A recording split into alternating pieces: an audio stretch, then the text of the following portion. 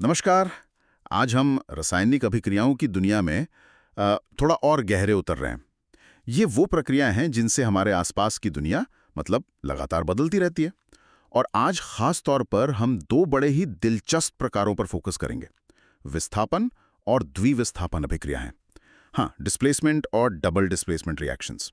हमारी इस चर्चा का आधार रहेगा एनसीईआरटी कक्षा 10 विज्ञान की पाठ्यपुस्तक का अध्याय 1। हमारा लक्ष्य है कि इन अभिक्रियाओं को सिर्फ किताबी परिभाषाओं तक ना रखें, बल्कि प्रयोगों और उदाहरणों से अच्छे से समझें, ताकि ये वाकई में दिमाग में बैठ जाए। कभी ये सोचा है कि भाई ऐसा कैसे हो जाता है कि एक धातु दूसरी धातु को उसके घोल से मतलब धक्का मारकर बाहर निकाल देती है? या फिर जब हम दो बिल्कुल साफ दिखने वाले तरल घोलों को मिलाते हैं तो उनमें अचानक से कोई ठोस चीज कैसे दिखने लगती है? अजीब है ना? चलिए आज इन्हीं सवालों के जवाब ढूंढते हैं, समझते हैं इन रासायनिक बदलावों के पीछे का लॉजिक। आइए शुरू करते हैं। तो शुरुआत करते हैं पहले प्रकार की अभिक्रिया से, यानी विस्थापन अभिक्रिया से। इसे समझने के लिए किताब में एक प्रयोग दिया है, एक्टिविटी 1.9। उसका सहारा लेते हैं। चलिए मन में इसकी एक तस्वीर बनाते हैं। सोचिए, हमारे पास लोहे की 3 कीलें हैं, एकदम साफ। उन्हें हमने रेगमाल से रगड़कर चमका लिया है ताकि उन पर कोई जंग वगैरह ना हो। फिर हमने ली हैं 2 परख नलियां, टेस्ट ट्यूब्स। नाम दे देते हैं ए और बी। दोनों में हमने सावधानी से लगभग 10 मिलीलीटर कॉपर सल्फेट का घोल भरा है। ये घोल चमकीले नीले रंग का होता है, एकदम क्रिस्टल क्लियर नीला।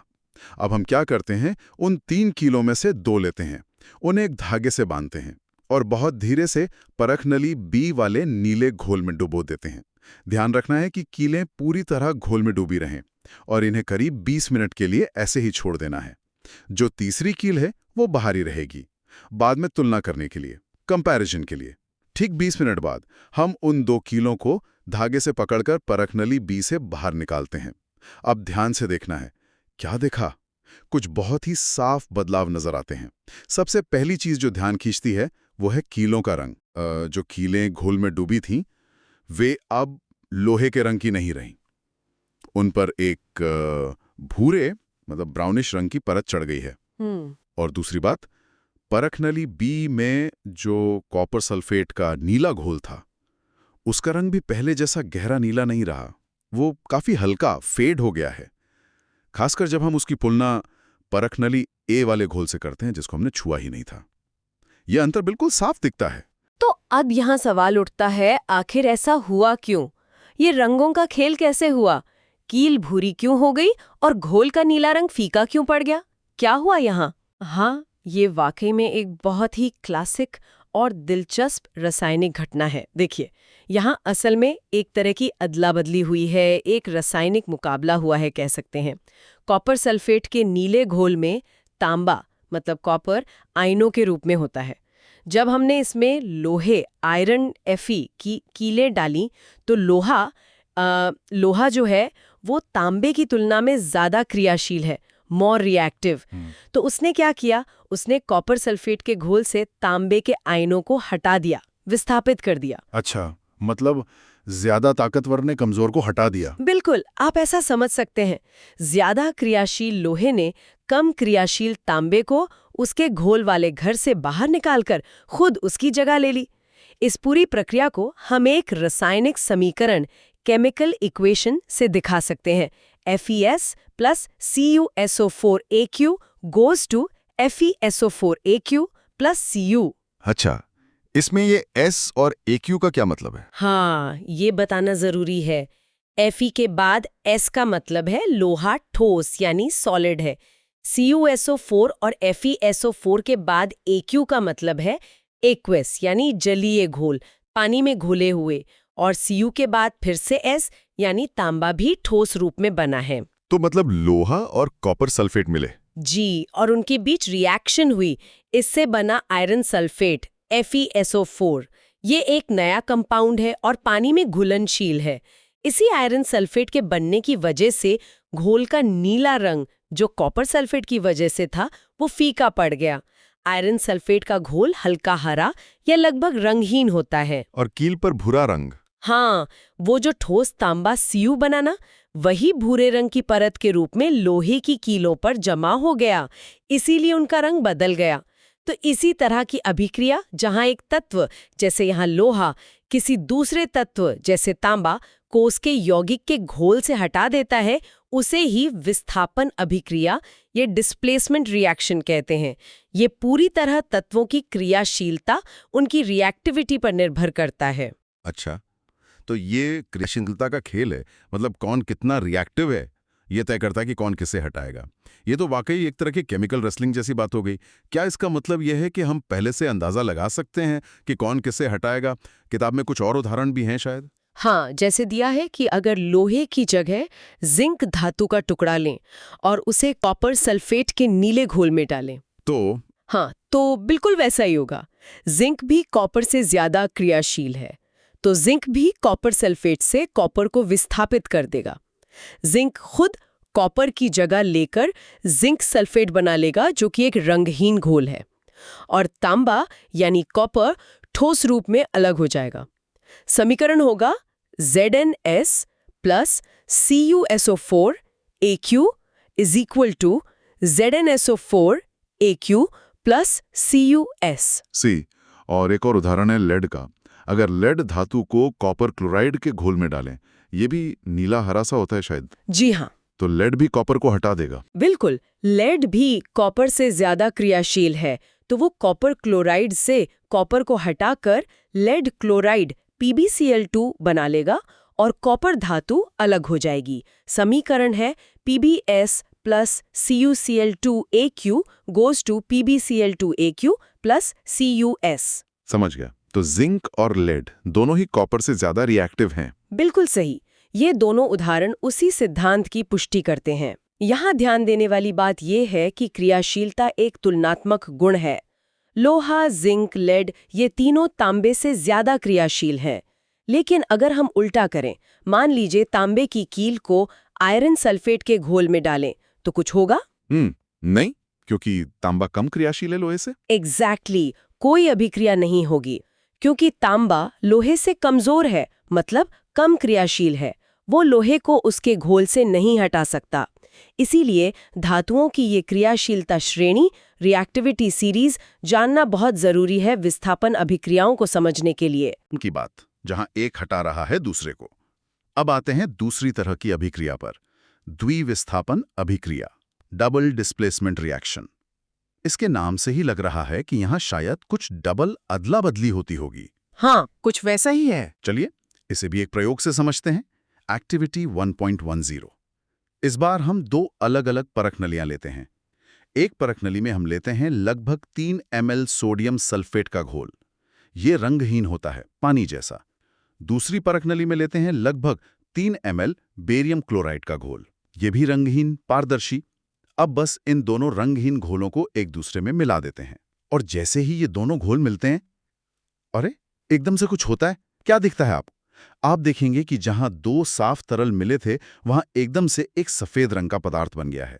और ये पदार्थ पानी में घुलता नहीं है, इनसोल्यूबल है। वो या तो धीरे धीरे नीचे बैठने लगता है या पूरे घोल को दूधिया टर्बिड सा बना देता है। हाँ, ये बहुत इंटरेस्टिंग है। दो घुलनशील चीजों को मिलाया और एक अघुलनशील चीज बन गई। रसायन विज्ञान की भाषा में ये जो अघुलनशील ठोस पदार्थ बनता है, उसे अवक्षेप या प्रेसिपिटेट कहते हैं। प्रेसिपिटेट, अच्छा। और ऐसी कोई भी अभिक्रिया जिसमें अवक्षेप बनता है, उसे अवक्षेपण अभिक्रिया या प्रेसिपिटेशन रिएक्शन भी कहा जा सकता है। तो द्विविस्थापन अभिक्रिया अक्सर, हमेशा नहीं, पर अक्सर अवक्षेपण अभिक्रिया भी होती है। तो इस केस में ये सफेद अवक्षेप किस चीज का है? ये जो सफेद अवक्षेप बना है, ये है बेरियम सल्फेट, BaSO4। अब ये बना कैसे? ये तब बना जब सोडियम सल्फेट के घोल से सल्फेट आयन SO4 और बेरियम क्लोराइड के घोल से बेरियम आयन Ba2+ आपस में मिले। बेरियम और सल्फेट आयन मिलकर बनाते हैं बेरियम सल्फेट, जो पानी में अघुलनशील है, इनसॉल्युबल। इसीलिए वो ठोस रूप में अलग हो गया। लेकिन रिएक्शन में सिर्फ यही तो नहीं बना होगा, और क्या बना? सही सवाल है। एक और चीज बनती है सोडियम क्लोराइड, NaCl, यानी हमारा खाने वाला नमक। नमक वो कहाँ गया? वो तो दिखा नहीं। वो इसलिए नहीं दिखा क्योंकि सोडियम क्लोराइड पानी में बहुत अच्छे से घुल जाता है, सॉल्युबल है, तो वो हमें ठोस रूप में नहीं दिखता, बल्कि वो घोल में ही आयनों के रूप में घुला रह जाता है। अच्छा, तो अगर पूरी पिक्चर देखें तो हुआ ये कि सोडियम Na+ आयन ने अपना साथी सल्फेट SO4 आयन छोड़ा और क्लोराइड Cl- आयन के साथ जुड़ गया, और उधर बेरियम Ba2+ आयन ने अपना क्लोराइड Cl- साथी छोड़ा और सल्फेट SO4 आयन के साथ जुड़ गया। अरे वाह, मतलब दोनों ने अपने अपने साथी बदल लिए, आयनों की अदला बदली हो गई। बिल्कुल, सोडियम का साथी क्लोराइड बन गया NaCl और बेरियम का साथी सल्फेट BaSO4। इसी आयनों के आदान प्रदान, एक्सचेंज ऑफ आयन्स वाली अभिक्रिया को ही द्विविस्थापन अभिक्रिया, डबल डिस्प्लेसमेंट रिएक्शन कहते हैं। इसका संतुलित रासायनिक समीकरण होगा NaCl2SO4 whole plus BaCl2HO whole BaSO4S plus 2NaClAq। यहाँ देखिए BaSO4 के साथ S लिखा है क्योंकि वो ठोस अवक्षेप है, और NaCl के साथ Aq क्योंकि वो घोल में है। समझ गया। तो द्विविस्थापन में आयनों की अदला बदली होती है, जैसे पार्टनर स्वैप कर लिए हों, और अक्सर एक अवक्षेप प्रेसिपिटेट बनता है। ये समझने के बाद किताब हमें एक और पुरानी एक्टिविटी याद दिला रही है, एक्टिविटी 1.2। उसमें लेड 2 नाइट्रेट PbNO32 के घोल को पोटेशियम आयोडाइड Ki के घोल में मिलाया था। याद आया? जी हाँ, वो भी एक बहुत अच्छा उदाहरण है। तो किताब अब उसके बारे में कुछ सवाल पूछ रही है, शायद ये चेक करने के लिए कि हम द्विविस्थापन को समझें या नहीं। पहला सवाल, जब लेड नाइट्रेट और पोटेशियम आयोडाइड को मिलाया था तो जो अवक्षेप बना था उसका रंग क्या था? वो भी सफेद था क्या? नहीं, वो सफेद नहीं था।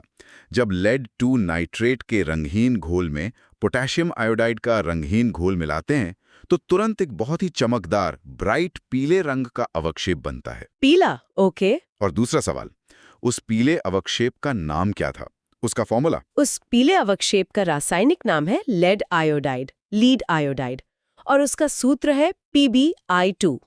ये भी पानी में अघुलनशील है, इसलिए ठोस बन जाता है। ठीक है। तीसरा सवाल, उस अभिक्रिया का बैलेंस्ड केमिकल इक्वेशन लिख सकते हैं? हाँ, बिल्कुल।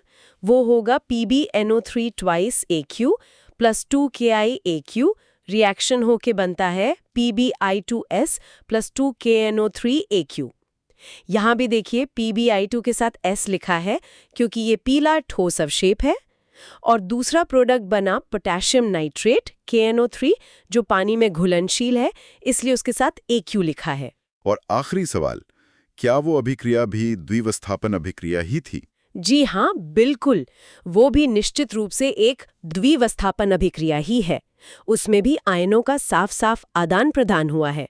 लेड आयन Pb+2 ने नाइट्रेट NO3- को छोड़ा और आयोडाइड I- के साथ जुड़ गया PbI2, और पोटेशियम आयन K+ ने आयोडाइड I- को छोड़ा और नाइट्रेट NO3- के साथ जुड़ गया KNO3। तो ये भी आयनों की अदला बदली का एक परफेक्ट उदाहरण है। बहुत बढ़िया। तो संक्षेप में कहें तो आज हमने 2 जरूरी तरह की रिएक्शन समझी। पहली, विस्थापन अभिक्रिया, डिस्प्लेसमेंट, जहां एक ज्यादा रिएक्टिव तत्व कम रिएक्टिव तत्व को उसके कंपाउंड के घोल से हटा देता है, जैसे लोहे, जिंक, लेड ने कॉपर को हटाया। और दूसरी, द्विविस्थापन अभिक्रिया, डबल डिस्प्लेसमेंट, जहां 2 कंपाउंड्स के बीच आयनों की अदला बदली होती है, पार्टनर एक्सचेंज, और इसमें अक्सर एक अघुलनशील चीज मतलब अवक्षेप या प्रेसिपिटेट बनता है, जैसे सफेद बेरियम सल्फेट या पीला लेड आयोडाइड। बिल्कुल। और ये पूरी चर्चा इस बात पर जोर देती है कि रसायन विज्ञान में अवलोकन मतलब ऑब्जर्वेशन कितना महत्वपूर्ण है। जब भी कोई रासायनिक अभिक्रिया होती है तो अक्सर कुछ संकेत मिलते हैं जिन्हें हम देख सकते हैं, जैसे रंग बदलना, हाँ, जैसे नीला रंग फीका हुआ, कील भूरी हुई, या कोई गैस निकलना जो आज के उदाहरणों में नहीं था पर होता है, या फिर किसी अवक्षेप का बनना, जैसे वो सफेद या पीला पाउडर बना। ये सब संकेत हमें बताते हैं कि हाँ, कोई केमिकल चेंज हुआ है। मगर केमिकल इक्वेशन लिखना क्यों जरूरी है? केमिकल इक्वेशन इन्हीं बदलावों को, इन केमिकल कहानियों को एक छोटी, सटीक और यूनिवर्सल भाषा में बताने का तरीका है। वो हमें बताते हैं कि कौन से रिएक्टेंट्स मिले, क्या प्रोडक्ट्स बने, कितनी मात्रा में बने। और जैसा हमने विस्थापन में देखा, तत्वों की क्रियाशीलता का क्रम, वो रिएक्टिविटी सीरीज, समझना इन अभिक्रियाओं के नतीजों का अनुमान लगाने के लिए बहुत जरूरी है। हाँ, ये जानना कि कौन ज्यादा रिएक्टिव है। जी, ये जानने से पता चलता है कि डिस्प्लेसमेंट होगा भी या नहीं। तो आज की चर्चा के अंत में एक सवाल या एक विचार छोड़ जाते हैं जिस पर आगे सोचा जा सकता है। हमने बात की कि कुछ धातुएं दूसरों से ज्यादा क्रियाशील होती हैं, जैसे लोहा, जिंक, लेड तांबे से ज्यादा क्रियाशील हैं। लेकिन क्या ये तीनों लोहा, जिंक, लेड आपस में बराबर क्रियाशील है या इनमें भी कोई ज्यादा कोई कम है? अच्छा सवाल है। जिंक ज्यादा है या लोहा या लेड? बिल्कुल। क्या हम सभी आम धातुओं को उनकी क्रियाशीलता के आधार पर एक क्रम में, एक लिस्ट में लगा सकते हैं, ऊपर से नीचे तक, एक तरह की रिएक्टिविटी सीरीज? हाँ, बना सकते हैं शायद। अगर हाँ, तो ऐसी सूची बनाने से हमें क्या फायदा होगा? ये जानना कि कौन सी धातु कितनी आसानी से रिएक्ट करती है, ये हमारे रोजमर्रा के जीवन में और इंडस्ट्रीज में कहाँ-कहाँ काम आ सकता है। इस पर और सोचना और खोजबीन करना और धातुओं की इस क्रियाशीलता के पीछे के कारणों को समझना यकीनन केमिस्ट्री की समझ को और गहरा करेगा।